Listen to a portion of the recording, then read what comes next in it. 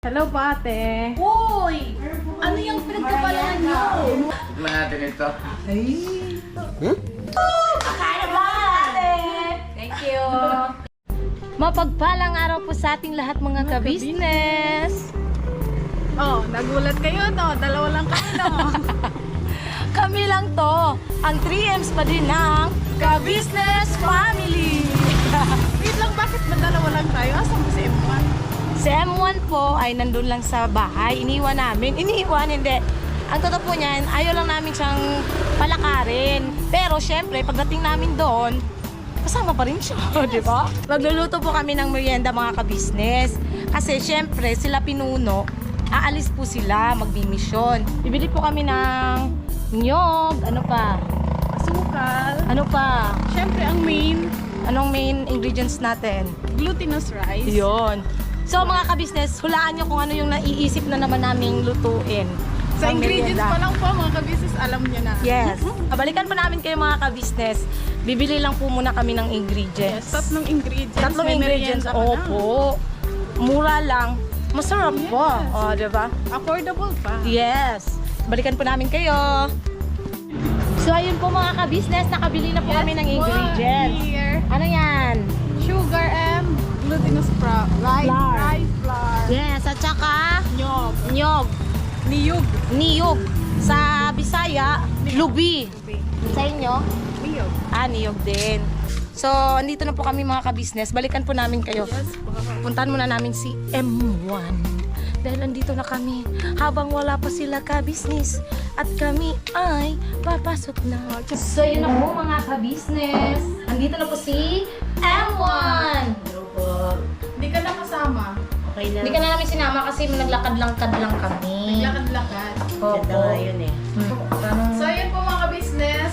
Ang mga kamay po namin ay malinis. Opo. Kasi hindi pa ako naghuhugas. Ayan, nagugas pa po si M1. Ito po ang... Kung sa ano, Glutinous rice flour. kung sa ano po pala to, bigas na malagkit. Yes. No, okay. Hindi, dapat talaga konti-konti na. Para mamaya na ulit tayo mag-filter. Put the water. Yan, malinis na tubig. From the container. From ano po, sa dispenser po, water dispenser.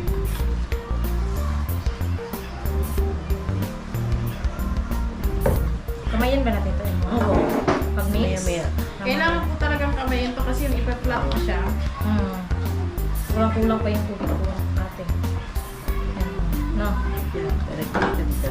Kesa kasi marami pagpasang-masa. Kaya, pero pwede din natin lagyan, meron pa naman tayong glutinous rice. Flour. Flour. Ayun.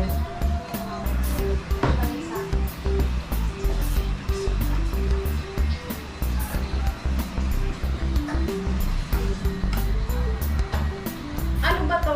Dessert to, di ba? Ano ba to? Dessert? Merienda, parang Merienda. merienda. Kasi kakanin po ito mga ka-business.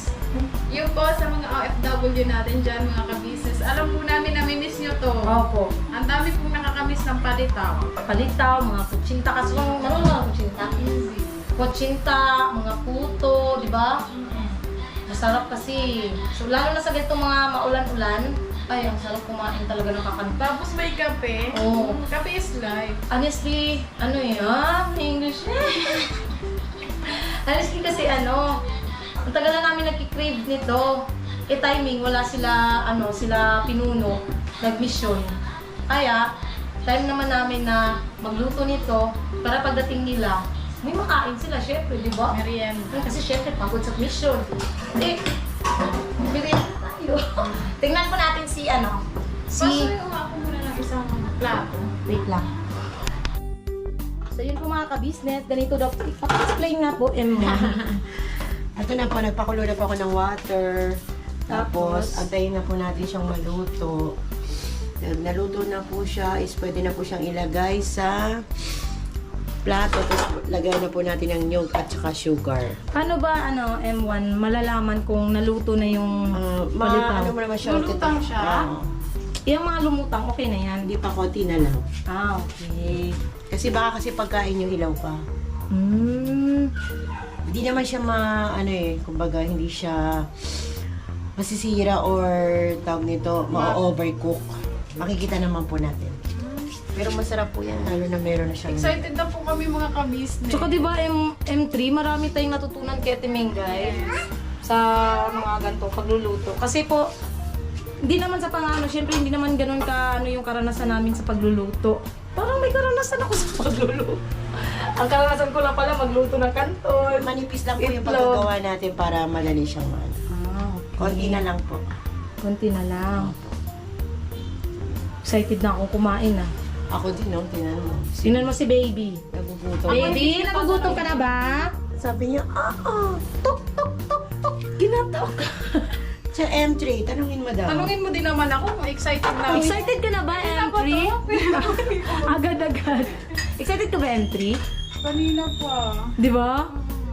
Naglalakad pa nga lang kami, ate. Nag-ano na kami. Parang gusto na namin kumain. Naglalakad pa lang kami, ini-imagine na namin na kumakain kami ng Ayoko palitaw. kasing sumama sa inyo Oo. eh, kasi marami akong makikita doon. Ah! Pagkain din.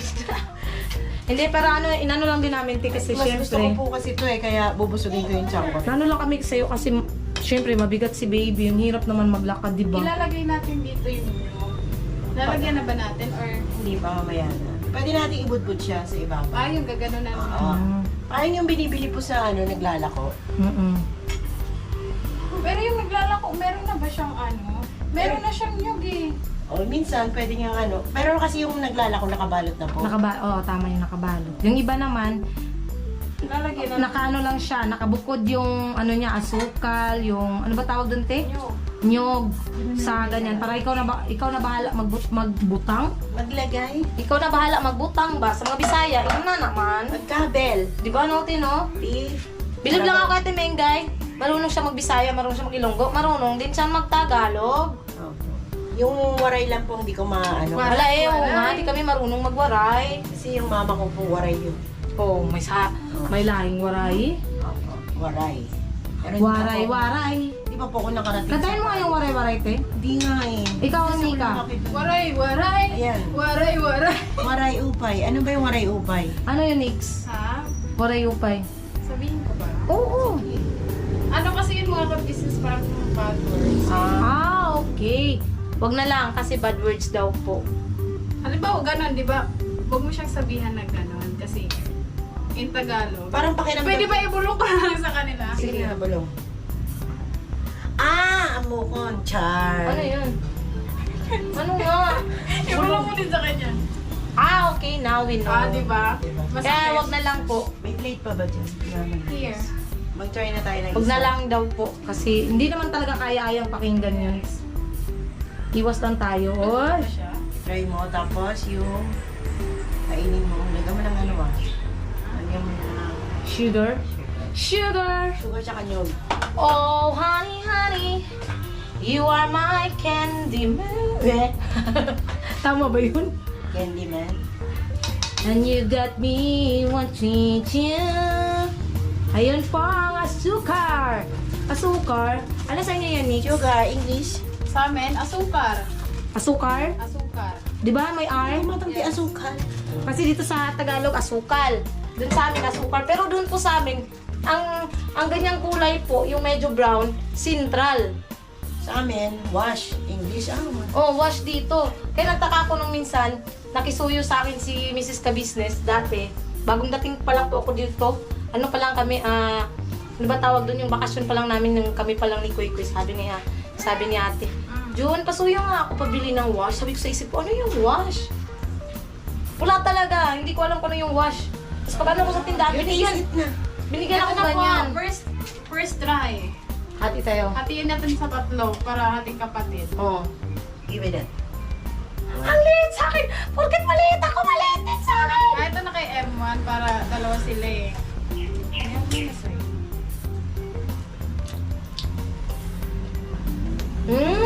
Pwede na. Okay. Pwede na pala ako. Pwede na po ako magluto nito sa amin. No? Masarap po mga ka-business.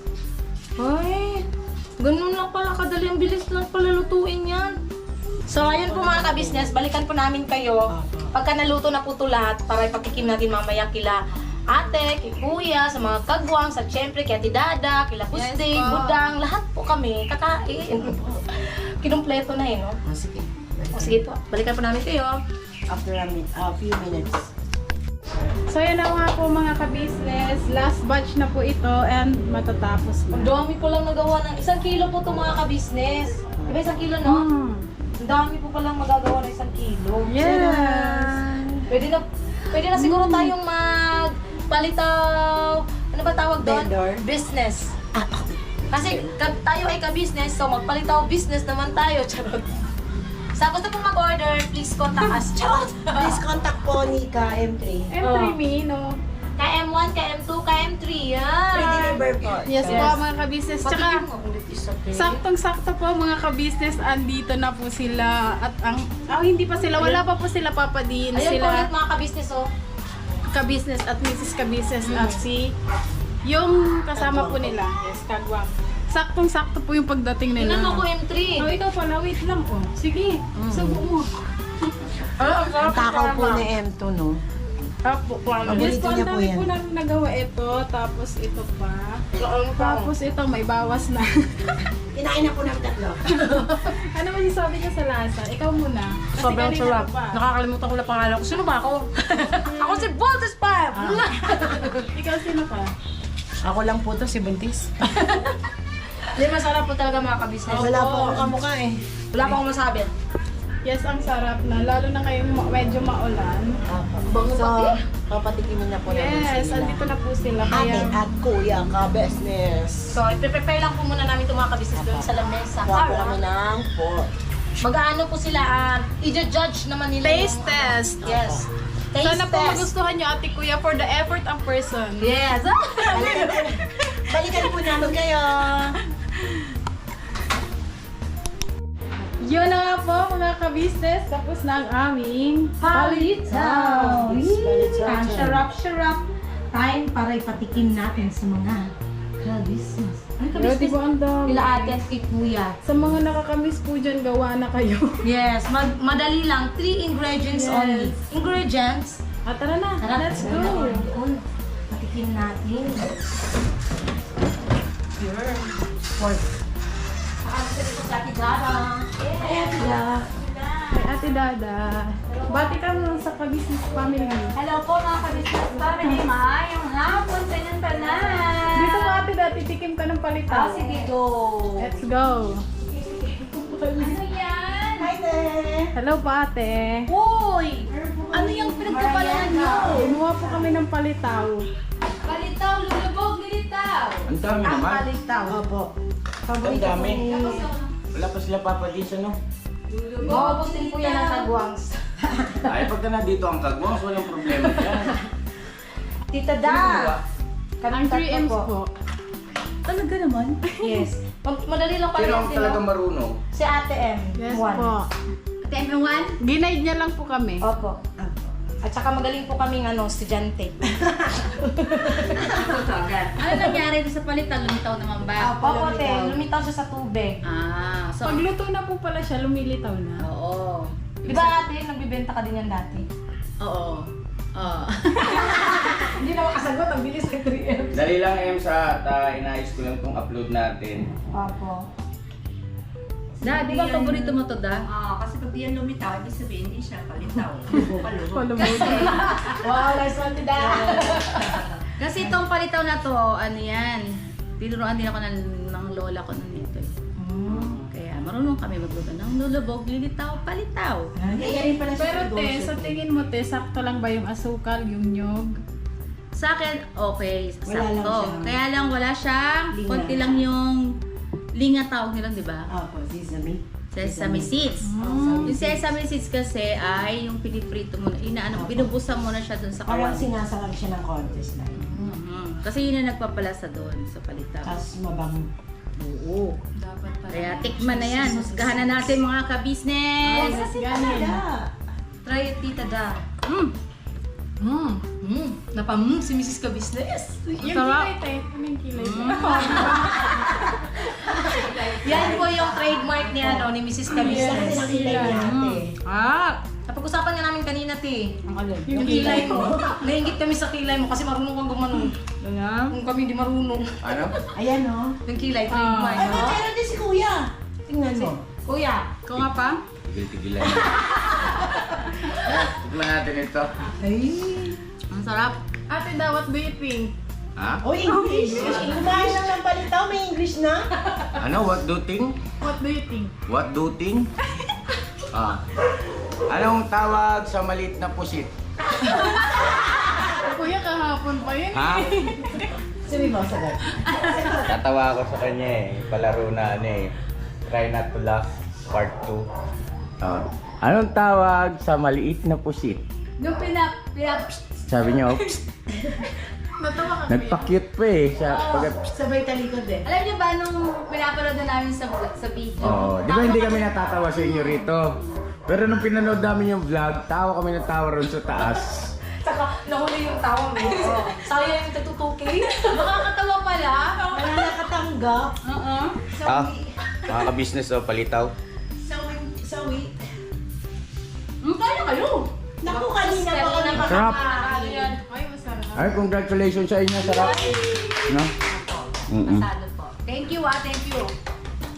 Paborito to ng Nagiling ko tatlo. kasi si Junjun eh. Gusto niya ang palitaw. Tagal ko na nagkikrave niyan, Ti. Hmm? Craving satisfied. Yari kayo. Kaya lang di siya ano eh. Hindi kasi ako marunong magluto. Blilihi. Opo, alam ko na po. Posible yun. Sa likod po yun. Wala namang nangyayari pag tapos mo po magdamag, maglilihi. Meron, kuya. Hmm. Paano ba si Bike? Ba't sabi sa akin ni Bay? Eh, sus, naniwala ka dyan. Tingnan mo na nung dumating sa Timingga at Tanghali natin, 8 o'clock na ayaw pang lumabas. Sinundura namin Tapos mag-asawa. pagsilip niya doon sa bintana. Kalahati lang may damit eh. Kung kalahati wala. Sabi niya, sunod na lang kami, Kuya Buknoy, Timingay.